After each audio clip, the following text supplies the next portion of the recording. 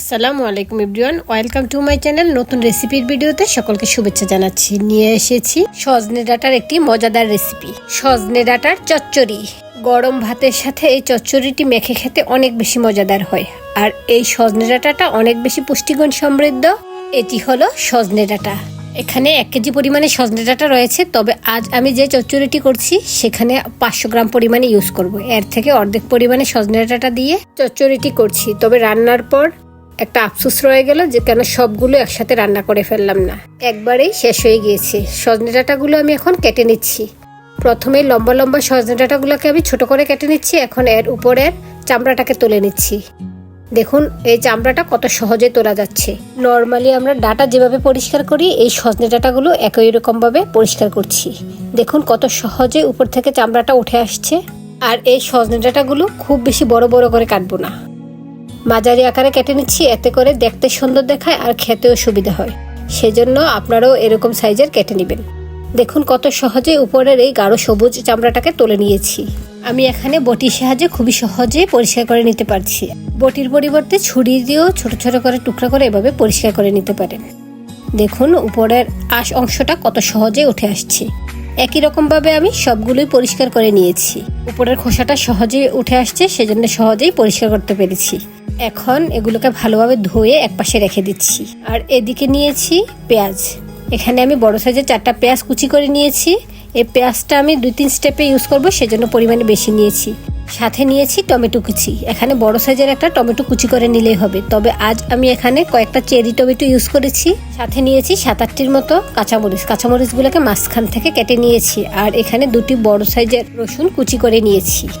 আর এখানে একটি কড়াইয়ের মধ্যে নিয়ে নিয়েছি 1/2 কাপ মসুর ডাল। মসুর ডালটাকে ভালোভাবে ধুয়ে এখন চুলায় বসিয়ে সিদ্ধ করে নিব। এই চচ্চড়িতে আমি সজনে ডাঁটার সাথে ডাল দিয়ে দিচ্ছি। ডালটাকে ভালোভাবে ধুয়ে চুলায় বসিয়ে দিয়েছি। এর সাথে 3টি কাঁচামরিচ দিয়েছি, 1 টেবিল চামচ পরিমাণ পেঁয়াজ কুচি দিয়েছি, 1 চা চামচ পরিমাণ রসুন কুচি দিয়েছি। এখন দিয়ে দিচ্ছি লবণ, 1/2 চা চামচ পরিমাণে লবণ দিয়ে দিচ্ছি। এখন দিয়ে দিচ্ছি হলুদের গুঁড়া। এখানে 1/4 চা চামচ পরিমাণ হলুদের গুঁড়া দিয়েছি। আর এখানে পরিমাণ মতো পানি দিয়েছি, যেন ডালটা সিদ্ধ হয়ে পানিটা শুকিয়ে আসে। সেজন্য পরিমাণ মতো পানি দিয়ে এটাকে সিদ্ধ করে নিলেই হবে। ডালটা এক চুলা সিদ্ধের জন্য বসিয়ে দিয়েছি। এদিকে আরেক চুলায় আমি চলে আসছি চচ্চড়ি রান্নার মূল কাজে। চুলায় একটি প্যান বসিয়ে এর মধ্যে পরিমাণ মতো তেল দিয়েছি। তেলটা গরম হয়ে আসার পর এর মধ্যে পেঁয়াজ দিয়েছি। সবটা পেঁয়াজ কুচি দেইনি, সেখান থেকে 2 টেবিল চামচ পরিমাণ রেখে দিয়েছি। সাথে দিয়েছি রসুন কুচি। রসুন কুচির 3 ভাগের 2 ভাগ দিয়েছি। এখন ভালোভাবে ভেজে নিচ্ছি। তেলের সাথে পেঁয়াজ এবং রসুন কুচিটাকে ভালোভাবে ভেজে নিচ্ছি। এখন পরিমাণ মতো লবণ দিয়েছি। এখানে প্রায় 1 চা চামচ পরিমাণে লবণ দিয়েছি। যদিও ডালটা আলাদাভাবে লবণ দিয়ে সিদ্ধ করছি, তবুও এখানে পরিমাণটা বুঝিয়ে দিতে হবে। রসুন এবং পেঁয়াজটাকে কিছুক্ষণ ভেজে নিয়ে শেষে এখন এর সাথে দিয়ে দিচ্ছি 1 চা চামচ পরিমাণে হলুদের গুঁড়া। এখন ভালোভাবে মিশিয়ে নিচ্ছি। এখন দিয়ে দিচ্ছি মরিচের গুঁড়া। এখানে 1.5 চা চামচ পরিমাণে মরিচের গুঁড়া দিয়েছি, কারণ একটু ঝাল ঝাল হলেই এই চচ্চড়িটা খেতে ভালো লাগে। সেজন্য আপনারা পরিমাণটা বুঝেই দিবেন। কাঁচামরিচ ইউজ করছি, সাথে দিয়ে দিচ্ছি মরিচের গুঁড়া। পরিমাণটা বুঝেই দিতে হবে, যে যেমন ঝাল পছন্দ করেন সেরকম দিয়ে দিবেন। এখানে 1/2 কাপ পানি নিয়েছি। পানিটা দিয়ে ভালোভাবে এই পেঁয়াজটাকে কষিয়ে নিচ্ছি। এখানে রসুন কুচি দিয়েছি, সেজন্য আর রসুন পেস্ট দেওয়া লাগবে না। রসুন কুচিতেই এই চচ্চড়িটা খেতে ভালো লাগে। পানি দিয়ে কষিয়ে নিচ্ছি। এখন এর সাথে দিয়ে দিচ্ছি 1/2 চা চামচ ধনিয়া গুঁড়া এবং 1/2 চা চামচ জিরা গুঁড়া। এতে করে এই চচ্চড়িটা খেতে আমার অনেক বেশি ভালো লাগে। আপনারা চাইলে এটা স্কিপ করতে পারেন, তবে আমি চচ্চড়িতে এই জিরা গুঁড়া এবং ধনিয়া গুঁড়াটা দিয়ে নিই, এতে করে খেতে অনেক বেশি ভালো লাগে। এখন দিয়ে দিচ্ছি কাঁচামরিচ। কাঁচামরিচগুলোকে আমি মাঝখান থেকে কেটে নিয়েছি। এখন এই কাঁচামরিচগুলো দিয়ে মশলার সাথে কিছুক্ষণ কষিয়ে নিচ্ছি। মশলাটাকে ভালোভাবে কষানো হয়ে গিয়েছে। এখন দিয়ে দিচ্ছি কেটে রাখা সেই সজনে ডাঁটাগুলো। সজনে ডাঁটাগুলো দিয়ে মশলার সাথে ভালোভাবে মিশিয়ে নিচ্ছি। এই সজনে ডাঁটাটা সিদ্ধ হতে খুব বেশি সময় লাগে না, অল্প সময়ে সিদ্ধ হয়ে যায়। এখন দিয়ে দিয়েছি টমেটো কুচি। এখানে যে ছোট টমেটোগুলো আমি কুচি করে রেখেছি সেটাই এই সজনে ডাঁটার সাথে অ্যাড করে দিয়েছি। টমেটোগুলো আমি সজনে ডাঁটা সমানেই দিয়েছি, কারণ সমানেই এগুলো সিদ্ধ হয়ে আসবে। এখন ঢাকনা দিয়ে ঢেকে দিচ্ছি। ঢাকনা তুলে একটু পরপর নেড়ে দিচ্ছি, এতে করে মশলাটা এই সজনে ডাঁটার মধ্যে ভালোভাবে যায়। আর এর মধ্যে পানীয় ভাব নেই, সেজন্য আমি একটু পরপর ঢাকনা তুলে নেড়ে চেড়ে দিচ্ছি, যেন আবার লেগে না আসে। কিছুক্ষণ কষানোর পর এর মধ্যে আমি অল্প পরিমাণে পানি অ্যাড করব। তাই ঢাকনা তুলে একটু পরপর নেড়ে দিতে হবে, তা না হলে পুড়ে যাওয়ার সম্ভাবনা থেকে যায়। তাই একটু পরপর ঢাকনা তুলে নেড়ে চেড়ে দিতে হবে। দেখুন একেবারে ভালোভাবে কষানো হয়েছে। এখন এর মধ্যে আমি অল্প পরিমাণে পানি দিয়ে এই সজনে ডাঁটাটাকে সিদ্ধ করে নিব। এখানে হাফ কাপ পরিমাণে গরম পানি দিয়েছি।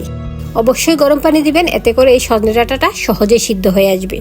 ভালোভাবে মিশিয়ে দিয়ে এখন ঢাকনা দিয়ে ঢেকে দিচ্ছি। এই সজনে ডাঁটাটা সিদ্ধ হতে খুব বেশি সময় লাগে না, 5 মিনিটের মধ্যেই সিদ্ধ হয়ে যায়। আমি ঢাকনা তুলে আবারও নেড়ে চেড়ে দিচ্ছি। এরই মধ্যে অনেকটাই সিদ্ধ হয়ে গিয়েছে এই সজনে ডাঁটাটা। সজনে ডাঁটার কালারটা চেঞ্জ হয়ে আসলে বোঝা যাবে যে এটা সিদ্ধ হয়ে এসেছে। আর দেখুন সিদ্ধ হয়ে এগুলা ফেটে ফেটে গিয়েছে, অনেকগুলা যেগুলো বেশি পরিপক্ক সেগুলো ফেটে গিয়েছে এবং টমেটোটাও সিদ্ধ হয়ে এসেছে। এখন আমি সিদ্ধ করে রাখা সেই মসুর ডালটা দিয়ে দিচ্ছি। মসুর ডালটাকে ভালোভাবে সিদ্ধ করে নিয়েছি। এখন এই সজনে ডাঁটার মধ্যে দিয়ে ভালোভাবে মিশিয়ে নিচ্ছি। ভালোভাবে মিশিয়ে নেওয়া শেষে এর মধ্যে আমি অল্প পরিমাণে পানি অ্যাড করব। দেখুন সজনে ডাঁটার সাথে ডালটা ভালোভাবে মিশে গিয়েছে। এখানে ডাল এবং সজনে ডাঁটার পরিমাণটা একেবারে পারফেক্ট রয়েছে। ডাল সিদ্ধ করার কড়াইটা ধুয়ে এখানে আমি প্রায় 1 কাপ পরিমাণে পানি দিয়েছি। পানিটা দিয়ে আবারও প্রায় 4-5 মিনিট সময় যাবত অল্প আছে এটাকে জাল করে নিচ্ছি, যেন ডাল এবং সজনে ডাঁটাটা পারফেক্টলি মিশে যায় এবং পারফেক্ট স্ট্রাকচারে চলে আসে। আর এর মধ্যে অতিরিক্ত যে পানিটা দিয়েছি সেটা শুকিয়ে নিব। এই চচ্চড়িতে পানীয় ভাবটা কম থাকবে, একেবারে মাখো মাখো হবে। এতেই এই সজনে ডাঁটা চচ্চড়িটা খেতে ভালো লাগবে। দেখুন ভালোভাবে মিশে গিয়েছে, পানীয় ভাবটা কমে এসেছে। এখন আমি এর মধ্যে ফোড়ন দিয়ে দিব। ফোড়নের জন্য চুলায় প্যান বসিয়ে এর মধ্যে 1 চা চামচ দিয়েছি 5 ফোড়ন আর 2টি শুকনো মরিচ ছোট ছোট করে কেটে দিয়েছি। 5 ফোড়নের পরিবর্তে এখানে আপনারা আস্ত জিরা দিতে পারেন, তবে 5 ফোড়ন দিয়ে নিলে খেতে অনেক বেশি মজাদার হয়। সাথে দিয়েছি বাকি সেই পেঁয়াজ কুচি এবং রসুন কুচিটা দিয়ে ভালোভাবে তেলের সাথে ভেজে ফোড়নটা রেডি করে নিচ্ছি। দেখুন ফোড়নটা গোল্ডেন ব্রাউন হয়ে এসেছে, আর একটু ভেজে নিব। সজনে ডাঁটার এই চচ্চড়িতে এই ফোড়নটা না দিলে এই চচ্চড়ির আসল স্বাদটা পাওয়া যাবে না। ফোড়নটা পারফেক্টলি ভাজা হয়ে গিয়েছে। এখন আমি ফোড়নের মধ্যে সেই সজনে ডালটা ঢেলে দিচ্ছি, দিয়ে ভালোভাবে ফোড়নের সাথে মিশিয়ে নিচ্ছি। দেখুন দেখতে কতটা ইয়াম্মি দেখাচ্ছে, আর এই মুহূর্তে একটা সুন্দর স্মেল বের হয়েছে। এই স্মেলটার জন্যই এই চচ্চড়িটা খেতে আমার অনেক বেশি ভালো লাগে। এখন স্প্যাচুলা দিয়ে ভালোভাবে নেড়ে চেড়ে দিচ্ছি। দেখুন এরই মধ্যে সজনে ডাঁটার চচ্চড়িটা রেডি হয়ে গেল। এখন উপর দিয়ে আমি দিয়ে দিচ্ছি ধনিয়া পাতা। ধনিয়া পাতাটা না দিলেও হয়, তবে দিয়ে নিলে আরও বেশি ভালো লাগে, কারণ এর মধ্যে ফোড়নের সুন্দর একটা স্মেল রয়েছে। ধনিয়া পাতা ছাড়াও ভালো লাগে, তবে দিয়ে নিলে সব মিলে ভালো একটা টেস্ট পাওয়া যায়। এখন ধনিয়া পাতাটা মিশিয়ে নিলেই এই সজনে ডাঁটার চচ্চড়িটা রেডি হয়ে যায়। দেখুন চচ্চড়িটা দেখতে কতটা ইয়াম্মি লাগছে। গরম ভাতের সাথে এই চচ্চড়িটা খেতে অনেক বেশি ভালো লাগে। গরম ভাত ছাড়াও রুটি বা পরোটা দিয়ে খেতেও ভালো লাগে, কারণ ডাল এবং সজনে ডাঁটার মাখো মাখো কম্বিনেশনটা অনেক বেশি ইয়াম্মি হয়। আমি আজ গরম ভাতের সাথে এই চচ্চড়িটা খেয়েছি। সজনে ডাঁটাগুলো একেবারে পারফেক্টলি সিদ্ধ হয়েছে আর খেতেও অনেক বেশি মজাদার হয়েছে। আজ তাহলে এ পর্যন্ত, আবার চলে আসবো নতুন ভিডিও নিয়ে। আল্লাহ হাফেজ, আসসালামু আলাইকুম।